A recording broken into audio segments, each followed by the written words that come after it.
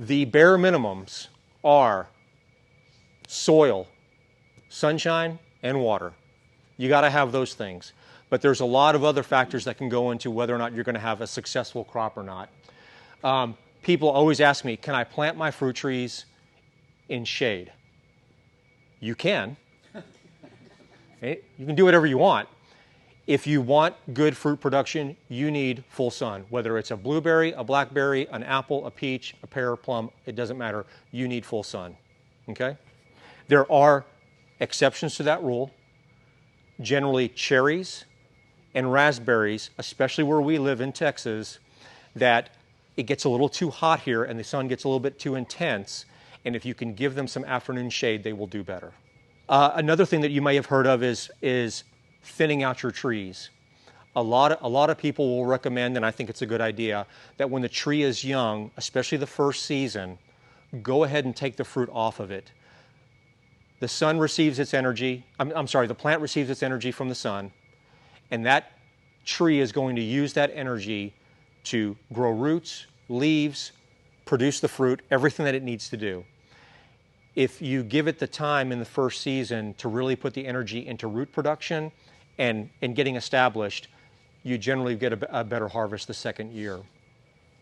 Another thing that you'll probably need to do after a couple years, particularly with the stone fruits, is you'll have to go through and cull or thin. And you'll see where you'll get clusters of 2, 3, or 4 peaches all clustered together. And you need to go through and take about half those fruits off when they're small. Again, the plant is only going to get so much energy from the sun in a year and try to ripen up 500 peaches on your tree or 300 peaches on your tree. So you can either get 500 mediocre peaches on the tree, or you can cull back to 300 and get 300 fantastic peaches on your tree. So once your tree starts getting to the point where it's producing a lot of peaches, you need to go through and start culling. Pruning. There are some specific ways that the trees need to be pruned. The one that I would suggest is probably the most important to prune right from the very beginning is going to be peach trees, and I'm going to show you how to do that here in just a few minutes. There's endless number of videos online about pruning trees. If you're concerned about any of those or want to know more, go check them out. Dave Wilson Nursery in California is a great resource for backyard orchard culture and pruning the fruit trees as well. Dave Wilson Nursery. Your soil pH can make a big difference. In general, fruit-bearing plants like slightly acidic soil. If you are in an area that has high clay content, you're going to be a little more alkaline. The fruit trees will probably do just fine there, but some things like blackberries and blueberries will not do well there at all. They cannot tolerate the heavy, wet clay soils that's alkaline. If you want to get blackberries or blueberries off your plants and you live where you have clay, you need to do some soil amendment or do some raised beds. If you want to find out what kind of pH you have in your soil, you can work with your local county extension agent to help you. They'll give you a sample kit. They'll send it off. You send it off, get the results back. But we run into different issues with different soil types. Clay holds water. It's very hard. Peaches, plums, nectarines, they don't like to be standing in water. They don't like wet feet. They're going to get root rot right away, and they're going to die. Sandy soil, especially if you live like down in Lindale where you may have sugar sand, there's no nutrition in that soil whatsoever. So you are going to have to provide extra nutrients to that tree in order to get it to grow well. So just kind of knowing a little bit about what you have where you live will help you decide what things you need to do to help improve the growing conditions. I just mentioned the wet versus dry soil. I know here where we live, it can get very dry for very long periods and very hot, and the soil can dry out very quickly. If you have clay soils, you don't have that problem, but again, with clay soils, it can get too wet for certain species.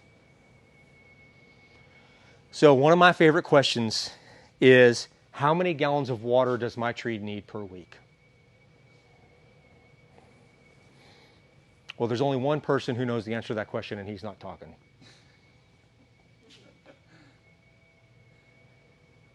That's like you asking me, how many calories of food do I need to eat every single day? Well, that depends. Are you 4 years old or are you 40? Do you exercise every single day, or do you sit at home and relax most times? Are you male or female? Are you on a diet or not? Are you trying to gain weight? There's no set number of calories that I can tell you that's perfect for you, because you're an individual and you're different from everybody else. Same with water for fruit trees. The conditions are going to dictate how much water your trees need. You need to actively participate in the growing of your trees and look at them and see how they're doing to determine whether or not they need more water.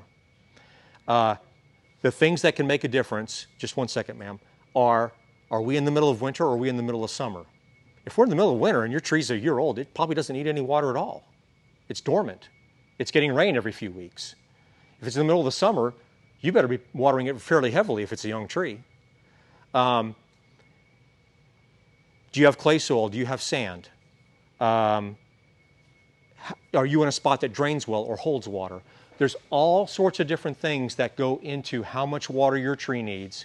And if you'll simply take your finger, stick it in the dirt, feel if there's moisture, look at the leaves, see if they're drooping or turning yellow, those are good indicators of whether or not that plant needs more water. Your raised beds, in general, I don't recommend necessarily planting fruit trees in raised beds, because they've got to be fairly large for the root system to spread out. But with like blackberries and blueberries, they don't have to be very big at all. You can plant blackberries in a container like this and get blackberries off of it every single year. Okay? So, yeah. It can be. And so in those cases, there's other things you can do. And the number one thing that I would start doing is putting down organic matter right now. Even if you don't want to plant until next year or the year after, start putting organic matter into the soil now, and it will start helping that soil to loosen up. Okay? Fertilization. And when I say fertilization, I don't necessarily mean going out and buying some triple 13 and putting it out there. You can certainly do that. And again, I'm not going to get into an argument whether you should use synthetic fertilizers or organic fertilizers. Use whatever you want that you feel comfortable with. But fertilizing your trees is a very good idea. Providing other sources of nutrition like compost, dried molasses, other things that stimulate biological activity in the soil are very, very good for your trees. Okay? And it also helps as the compost improves the soil quality, it will actually hold water better as well. The right amount of water. It keeps it moist longer than just if you had sand out there. And it'll also keep the water from just running off if you've got clay. Just hitting the ground and running off. Pest and disease management. We're blessed in East Texas that it gets hot, humid, and we have a lot of bugs. The perfect trifecta. Who could not want more? Right? You're going to have problems with disease and pest if you live around here. It's a given. You're going to have to, the second main area, in addition to watering, that you're going to need to make sure you pay attention to your trees is on pest and disease management. If you have the stone fruits, peach, plum, nectarine, apricot, you're going to have to be diligent from the time you see those buds come out till the time the fruit comes off that tree to make sure that you're spraying them. Apples and pears, not so much. Some other trees like jujubes, we don't touch ours at all. They don't need anything. Nothing bothers them. Persimmons, rarely does anything bother them either. But certain fruit trees, you're going to have to be diligent. There's a number of different products: orange oil, horticultural oils, neem, Monterey, copper fungicide, you name it. We can give you information on all those at a different time. If you want to use any of them here, or you want to buy them at your local hardware store or get them online, you can, but you need to do it, and you need to get yourself a little 2-gallon sprayer and make sure you're out there every few weeks.